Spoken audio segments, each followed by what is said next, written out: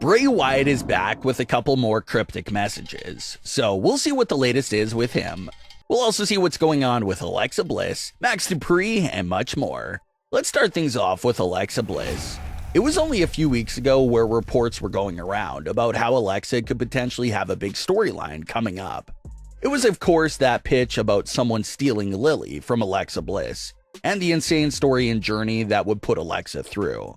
But it looks like that pitch didn't go through after all, because there's been no hints or teasers about that potential storyline. Alexa Bliss just continues to take part in exhibition matches. And there was something else that really angered a group of fans, and that specific thing was Alexa Bliss's recent involvement with the 24/7 title. Everyone knows how the 24/7 title works by now. It's a comedic relief title that's usually surrounded by some comedic relief characters. So there was a 24/7 run-in during Alexa's match, and she actually pinned Nikki to become the new 24/7 champion. Technically speaking, it was Alexa's first title win in just about 2 years. But of course, it's a comedic title, so it's not exactly something you really want to be involved in. Alexa would only hold the title for a few moments before losing it as well. So the image of seeing Alexa holding up the 24/7 title really sent a scary shock through some fans' minds and made them panic about Alexa's status. Sure, they aren't doing much of anything with Alexa Bliss at the moment, but it doesn't look like it's a reason to panic quite yet. Should top superstars be even in the same room as the 24/7 title? Of course not. Keep them as far away from it. But it looks like it was just a spur-of-the-moment sort of thing. Remember that even Becky Lynch was involved in the 24/7 title picture for 2 consecutive weeks, and that also made fans freak out. So everyone was having the same reaction to Alexa's involvement with the title, but for now, thankfully it doesn't look like Alexa Bliss has a permanent role in the 24/7 title.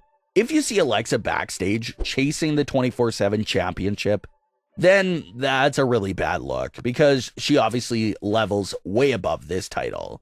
But it looks like it was just a one-time thing, and Alexa won't have a big role in the 24/7 title picture like R-Truth, Tamina, and Dana Brooke, all those superstars that are involved with the title.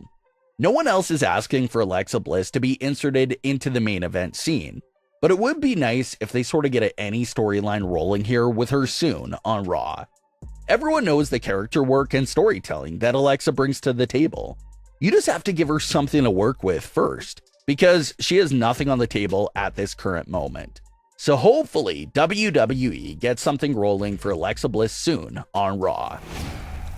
LA Knight's call up to the main roster involved him going through a massive character change into the Max Dupri character. This Max Dupri character would bring his Maximum Male model agency to WWE.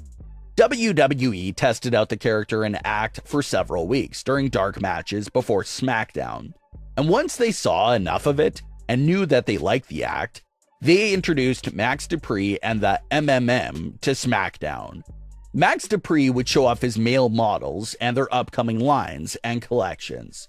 It definitely did not have the smoothest start, and fans were talking about how embarrassing it was to watch at first. But after a few weeks, it started to grow on the fans, and they were at least giving it a chance. But only a few weeks into the act, and the leader of the group has been removed. Max Dupri has been fully removed from the group and WWE television for the time being. However, the actual MMM agency act will be going forward with Max's storyline sister, Maxxine Dupri. Why was Max Dupri removed from his own group only a few weeks into it? No one appears to know the actual answer, but reports are using the line that he rubbed people the wrong way and had Vince McMahon planned to write him out of the storyline weeks ago. So the actual decision to remove Max from the group wasn't made this week at the last second. It was actually made even earlier than that. It is a bit annoying for the viewers though, because you get introduced to something, you're willing to give it a shot and see how it goes. But whatever it is just can be fully canceled and pulled at a moment's notice with no proper storyline explanation. So that whole part of being introduced to something only for them to toss it away a few weeks later is always exhausting for the viewers to go through time and time again. It makes you second guess getting invested in any new storyline or group, because you know it can be dropped at any time. So no one knows what this means for Max Dupri. Will he go back to NXT? Will he go back to his LA Knight character? No one seems to know at the moment. The MMM will now be led by the Maxxine Dupri character going forward, so we'll have to wait and see how long she can keep it afloat. Bray Wyatt returned to Twitter this week to continue his usual cryptic messages. Bray posted a Bible quote from the book of Isaiah that read, quote, "I will place on his shoulder the key to the house of David. What he opens, no one can shut, and what he shuts, no one can open." End quote. Bray Wyatt also put a new quote in his bio from VKM. All fans seem to agree that VKM is most likely referring to Vincent Kennedy McMahon. This quote about beginning again is most likely something that Vince McMahon once told Bray Wyatt during one of their backstage conversations. Maybe he told him that quote before The Fiend, maybe before the release, no one knows. But it seems like that was a line Vince McMahon once told him. And that's all the new hints and teasers from Bray Wyatt.